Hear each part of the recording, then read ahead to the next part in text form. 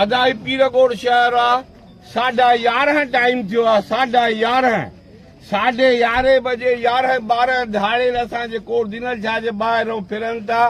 हे सेठ मुश्ताक जो बर्फ कारखानो आहे, साम्हूं मुंहिंजो वाड़ो आहे।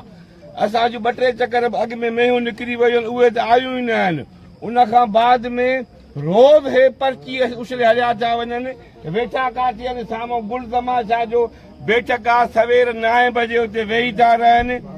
11-12 आहिनि, कंहिंजा माइट आहिनि, शेरल बकरार जा माइट आहिनि, उन्हनि जा छोरा आहिनि, हिते वेहनि था। वेंदे वेंदे असांखे पर्ची बि ॾेई था वञनि। यार को कानून आहे असांजे शहर में न आहे, या असां शहर हितां कोट दिनल शाह वारा लॾे हलिया वञूं या पीरकोट ख़ाली करे ॾियूं उन्हनि खे जेकी हिन जी सरपरस्ती था कनि। इहे छोरा काथे कैंटीन में वेठा आहिनि, को काथे वेठो आहे, को काथे वेठो आहे, को हिननि खे चवण वारो न आहे। पुलिस नाले जी का शइ ई कान्हे का।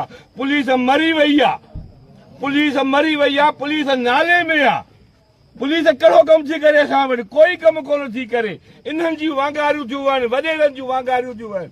वॾेरनि जी शादियूं थियूं अथनि, हज़ारे पुलिस वारा हुते पुॼनि था कि ग़रीब जे लाइ को पुलिस बि कान्हे का। असां एसपी साहब खे चऊं था गैरत जो मुज़ाहिरो कर। एसपी मक्सी गैरत जो मुज़ाहिरो कर।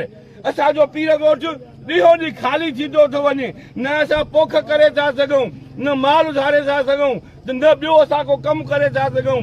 हर दुकानदार खे पर्ची आहे, हर दुकानदार खे पर्ची आहे। कंहिंखे भतो ॾेई कंहिंखे भतो ॾियूं।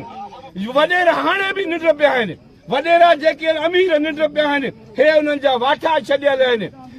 खुदाया कुझु असांजे शहर जी मालिकी कयो। असां छड़ो त वोट ॾियण लाइ पैदा थियूं था। हिन भेरे वोट खऊं अथव आउट, असांजो आउट आहिनि, तव्हांखे न वोट कयूं। तव्हां असां वटि वोट जे लाइ अचिजो, असांजा अथव आउट आहे। हे सभु नौजवान आहिनि, हे असांजे शहर सां ज़ुल्म आहे।